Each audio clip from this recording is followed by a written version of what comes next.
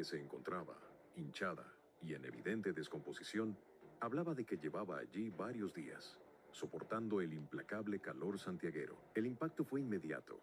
El horror paralizó la escena. Los trabajadores, superados por la impresión, dieron aviso a las autoridades. En cuestión de minutos, la normalidad del barrio se hizo añicos. La Policía Nacional Revolucionaria y fuerzas del Ministerio del Interior, el MININT, llegaron al lugar. La primera medida fue la de siempre en estos casos: acordonar la zona. La cinta amarilla se extendió, creando un perímetro que separaba a los curiosos de la macabra evidencia. La noticia, como es de esperar en un lugar tan poblado, corrió como la pólvora. Los vecinos salían a los balcones, se asomaban por las ventanas e intercambiaban susurros y teorías.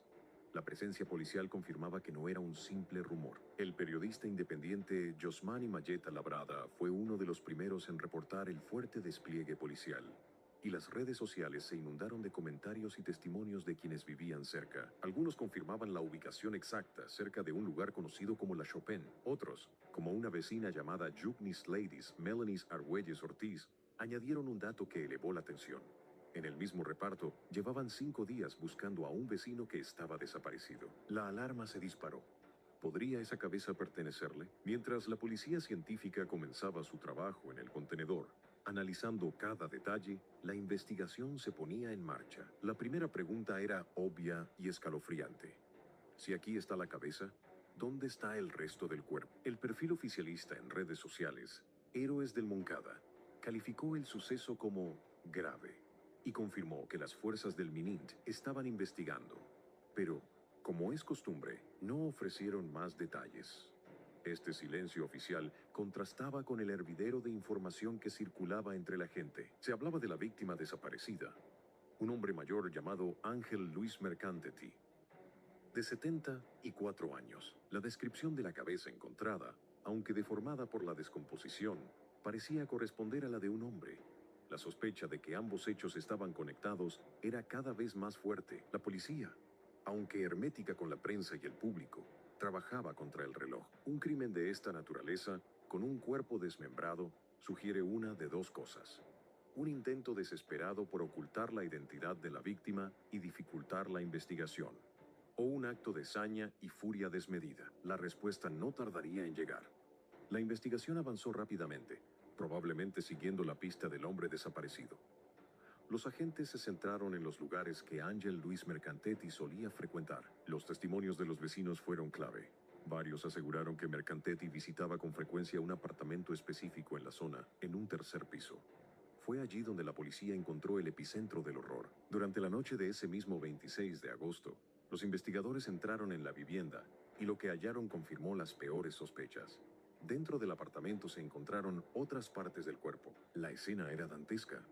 Según reportó más tarde el periodista Mayeta Labrada, citando fuentes cercanas al caso, el resto del cadáver estaba segmentado y guardado dentro del refrigerador del apartamento. Este detalle revela un nivel de frialdad y premeditación escalofriante. El asesino no solo había matado y desmembrado a su víctima, sino que había convivido con sus restos, conservándolos en frío, probablemente mientras decidía cómo deshacerse de ellos poco a poco. El ocupante de la vivienda, un hombre de 60 años cuya identidad no fue revelada en los informes iniciales, fue detenido de inmediato. Sometido a interrogatorio, no tardó en derrumbarse y confesar el crimen. Su relato dibujó una escena sórdida y trágica. Según la versión oficial, que fue difundida por el perfil Héroes del Moncada, el asesinato había ocurrido 5 días antes, el 21 de agosto de 2025. El detenido y la víctima, Ángel Luis Mercanteti, se encontraban en el apartamento consumiendo bebidas alcohólicas. En medio de la borrachera, surgió una discusión violenta. El motivo, según el asesino, fue un ajuste de cuentas de índole personal. Una frase ambigua que puede esconder una deuda, una vieja rencilla, una traición o cualquier otro conflicto profundo entre ambos. La riña escaló hasta que el hombre de 60 años le quitó la vida a Mercanteti, enfrentado a la realidad de tener un cadáver en su casa, y probablemente con el juicio nublado por el alcohol y el pánico, tomó la decisión de desmembrarlo para intentar ocultar su crimen. La cabeza fue la primera parte de la que se deshizo, arrojándola al contenedor donde, días después, sería encontrada. Al día siguiente, el 27 de agosto, la investigación continuó. Aún faltaban partes del cuerpo por encontrar. La búsqueda llevó a los efectivos del MININT a una zona cubierta de maleza y arbustos a la entrada del reparto micro 1B, no muy lejos de donde se había producido el crimen. Allí, esparcidos entre la vegetación, encontraron más restos humanos. Los bomberos y los servicios necrológicos fueron llamados para recuperar estas partes y trasladarlas, junto con las encontradas en el apartamento y la cabeza, al Instituto de Medicina Legal. La tarea de los forenses era crucial: confirmar sin lugar a dudas que todos los restos pertenecían a la misma persona y establecer oficialmente la identidad de la víctima. Aunque todo apuntaba a Ángel Luis Mercanteti, se requería una confirmación científica. Se supo que su hijastro había sido llamado para intentar reconocer la cabeza, pero el avanzado estado de descomposición hizo imposible una identificación visual. La confirmación final dependería de los análisis forenses. Este crimen sacudió a Santiago de Cuba no solo por su brutalidad, sino porque se enmarca en un contexto de creciente violencia y criminalidad que los ciudadanos perciben desde hace tiempo. La falta de información oficial y transparente por parte de las autoridades solo alimenta el miedo y la incertidumbre.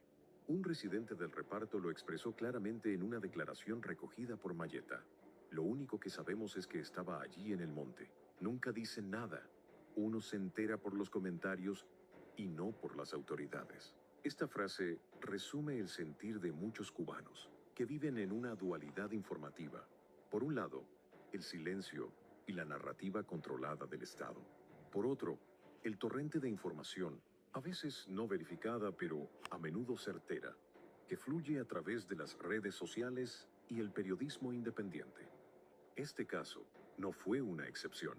Mientras los medios oficiales se limitaban a confirmar la investigación y la captura del culpable, fueron los reporteros ciudadanos y los periodistas en el terreno quienes reconstruyeron la historia, le pusieron nombre a la víctima y dieron voz a la conmoción de una comunidad aterrorizada. El hallazgo de la cabeza en el Micro 3 fue solo el primer hilo de una madeja que reveló un asesinato atroz, cometido en la intimidad de un hogar y motivado por demonios personales que explotaron con la ayuda del alcohol. Una historia trágica de dos hombres mayores,